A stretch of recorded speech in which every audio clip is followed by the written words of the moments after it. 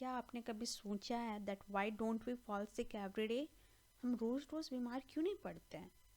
और if in case हम पढ़ते भी हैं तो जल्दी ठीक हो जाते हैं, जबकि हम थाउजेंड्स ऑफ माइक्रो ऑर्गेनिजम्स के कांटेक्ट में आते हैं रोज़, जो कि वहाँ में से कुछ परसेंट माइक्रो ऑर्गेनिजम्स हमें बहुत इजीली बीमार कर सकते हैं, बट हम होते नहीं हैं।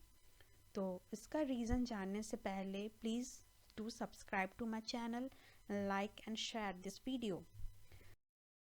बॉडी एक बहुत ही यूनिक सिस्टम से बना हुआ है जिसे हम कहते हैं इम्यून सिस्टम। तो इम्यून सिस्टम एक डिफेंस सिस्टम है जो हमारे बॉडी में जब भी कोई एक पैथोजन, जो कि डिजीज़ कॉजिंग माइक्रो ऑर्गेनिज्म है, उसे पैथोजन कहते हैं, एंटर करता है तो वो उसे रिकॉग्नाइज करके, उसे बाइंड करके हमारे बॉडी से एलिमिनेट कर देता है और हमारे बॉडी को बीमार होने से बचाता है। तो इसे हम कहते हैं इम्यून सिस्टम। तो इम्यून सिस्टम भी दो टाइप के होते हैं, first इनेट immune system and second is the acquired immune system. तो इनेट इम्यून सिस्टम एक ऐसा सिस्टम है जो हमारे बॉडी में ऑलरेडी प्रेजेंट होता है from the time of our birth. So let's see इसमें क्या क्या होता है। फर्स्ट है स्किन। स्किन एक स्पेशल टाइप के सेल्स से बने हुए रहते हैं जिसे कहते हैं एपिथेलियल सेल्स। वो इतने टाइटली पैक्ड होते हैं दैट कि कोई भी माइक्रो ऑर्गेनिजम्स उसमें इजीली एंटर नहीं कर सकते हैं। जो नेक्स्ट है saliva and tears. Saliva and tears में भी डिफरेंट टाइप्स ऑफ एंजाइम्स होते हैं जो कि डिफरेंट माइक्रो ऑर्गेनिजम्स को ईजिली वो मार सकते हैं। उसी तरह डिफरेंट स्पेशलाइज्ड सेल्स होते हैं इनेट इम्यून सिस्टम में, जैसे कि नेचुरल किलर सेल्स होते हैं, उसी तरह मैक्रोफेजेस होते हैं, डिफरेंट प्रोटीन्स होते हैं जिसे हम कहते हैं कॉम्प्लीमेंट प्रोटीन्स। ये प्रोटीन्स हमारे बॉडी में इनएक्टिव फॉर्म में सर्कुलेट होते रहते हैं, बट जब इन्हें सिग्नल मिलता है दैट कोई पैथोजन हमारे बॉडी में एंटर किया है तो ये एक्टिवेट हो जाते हैं और ये चेन साइक्लिक चेन वाइज सब डिफरेंट कॉम्प्लीमेंट प्रोटीन्स को एक्टिवेट करते हैं। Usually more than 300 types of complement proteins हैं हमारे बॉडी में। तो ये कॉम्प्लीमेंट प्रोटीन पैथोजन के बॉडी में जाके बाइंड करते हैं उसके बॉडी सरफेस में, और वो वहाँ से होल क्रिएट करते हैं ताकि जो भी पैथोजन के बॉडी में जो फ्लूइड है ना वो सारे बाहर आ जाते हैं और पैथोजन का सेल लाइसिस हो जाता है, मतलब सेल का डिस्ट्रक्शन हो जाता है और वो मर जाता है। अब जो इम्यून सिस्टम में नेक्स्ट कैटेगरी है वो है acquired immune system. As the name suggest, acquired मतलब एक ऐसा इम्यून सिस्टम जो हम एक्वायर करते हैं। तो ये इम्यून सिस्टम हम आफ्टर आवर बर्थ एक्वायर करते हैं, जब हम पर्टिकुलरली कोई भी पैथोजन के कांटेक्ट में फर्स्ट टाइम आते हैं और वो पैथोजन हमारे बॉडी में एंटर करता है। तो हमारे बॉडी में different types of cells secrete होते हैं जो कि इस पैथोजन को बाइंड करके, रिकॉग्नाइज करके एंड एलिमिनेट करते हैं। तो जो एक्वायर्ड इम्यून सिस्टम में डिफरेंट सेल्स होते हैं वो हैं जैसे बी सेल्स हैं, उसी तरह है टी सेल्स। तो ये सब सेल्स जो है ना इनेट और इम्यून सिस्टम के, सबका मैकेनिज्म ऑफ एक्शन डिफरेंट है, सब एक अलग वे में काम करते हैं, बट जो इनेट इम्यून सिस्टम और एक्वायर्ड इम्यून सिस्टम के कंपोनेंट है दोनों मिल के काम करते हैं ताकि हमारे बॉडी से जल्दी एलिमिनेट हो जाए और हम बीमार ना पड़े। तो अब लेट्स सी इनेट इम्यून सिस्टम कैसे काम करता है।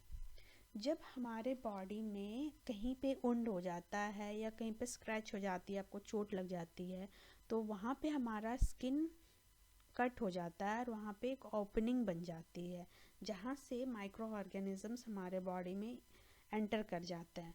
बट हमारे जो भी डिफेंस सिस्टम वाले सेल्स होते हैं ना, जैसे वाइट ब्लड सेल्स हैं जिसमें डिफरेंट टाइप्स के मॉलिक्यूल्स होते हैं, डिफरेंट सेल्स होते हैं, जैसे कि हमारे ग्रैनुलोसाइट्स होते हैं, मैक्रोफेजेस होते हैं, मोनोसाइट्स होते हैं, ईओसिनोफिल्स होते हैं। ये डिफरेंट टाइप के WBCs हैं जो डिफेंस मैकेनिज्म में हमारे बॉडी में एक्टिवेट होते हैं।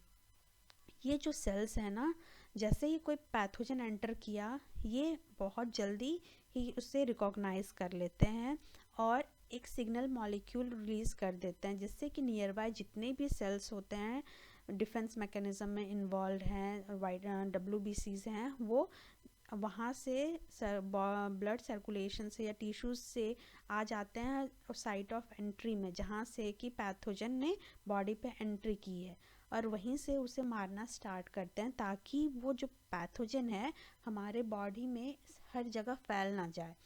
जब भी जैसे फॉर एग्जांपल एक बैक्टीरिया है, वो यूजुअली 10 to 20 मिनट्स में 1 से 2 बन जाता है, और नेक्स्ट 10 to 20 मिनट्स में 2 से 4। इसी तरह आप इमेजिन कर सकते हो 24 आवर्स में एक बैक्टीरिया कितना ज़्यादा इंक्रीज़ कर जाएगा और एक इंसान को कितना ज़्यादा बीमार कर जाएगा।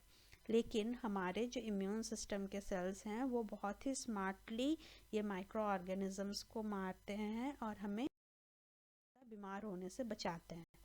अब जो नेक्स्ट है एक्वायर्ड इम्यून सिस्टम के सेल्स, वो हैं B cells and T sales.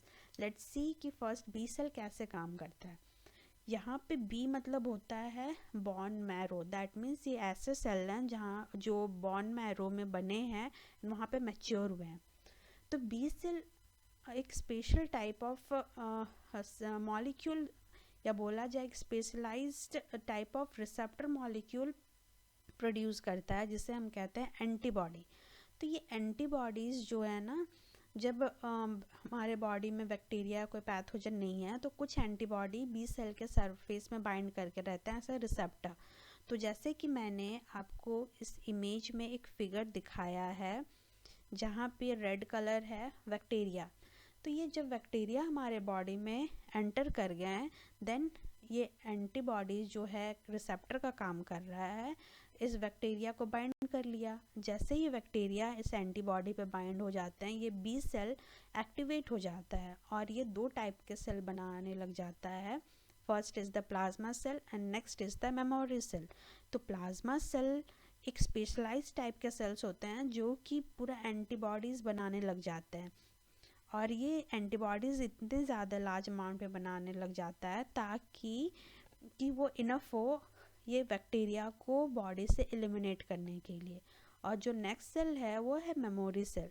Memory cell कोई एंटीबॉडी नहीं बनाता, बट वो इस पैथोजन के पैटर्न को, इस पैथोजन को याद रखता है, उसका एक मेमोरी बना के रखता है ताकि नेक्स्ट टाइम जब ये सेम पैथोजन हमें इन्फेक्ट करे तो इसे पता हो कि कौन टाइप का एंटीबॉडी बनाना है और बॉडी रिकॉग्नाइज कर ले इस पर्टिकुलर पैथोजन को और वो पैथोजन हमारे बॉडी से जल्दी ही एलिमिनेट हो जाए। जो एक्वायर्ड इम्यून सिस्टम का स्पेशलाइज्ड सेल है वो है टी सेल। टी यहाँ पे स्टैंड करता है थाइमस के लिए, जहाँ पे ये सेल मैच्योर होता है। बट टी सेल भी बोन मैरो में बनता है just like B cell, but it matures in the T cell. The mechanism of action जो है टी सेल का वो डिफरेंट है from the B cell. T cell कोई भी एंटीबॉडीज़ नहीं बनाता है, बट वो क्या करता है, वो एंटीजन को रिकॉग्नाइज करके उसको डायरेक्टली वो उसको मार सकता है।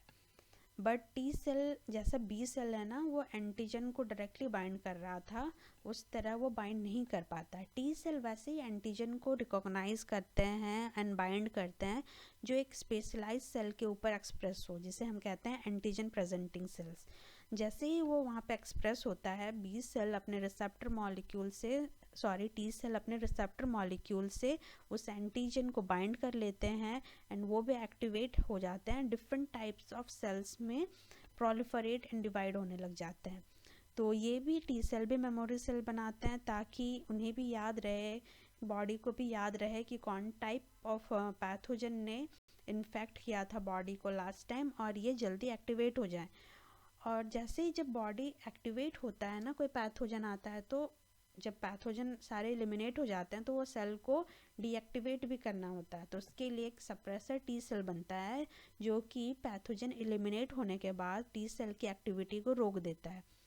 फिर एक हेल्पर टी सेल भी बनते हैं, जैसे कि नाम सजेस्ट करता है helper T cell, that means वो टी सेल को हेल्प करते हैं। ये different type of signalling molecule secrete करते हैं जिससे कि ये different components of innate immune system and acquired immune system जैसे macrophages, natural killer cells, B cell को एक्टिवेट करते हैं ताकि वो सब साइट ऑफ इन्फेक्शन में आ जाएं और पैथोजन को जल्दी एलिमिनेट कर दें ताकि वो हमारे बॉडी में अपना नंबर इंक्रीज़ ना करे और डिफरेंट बॉडी के पार्ट्स में स्प्रेड ना हो।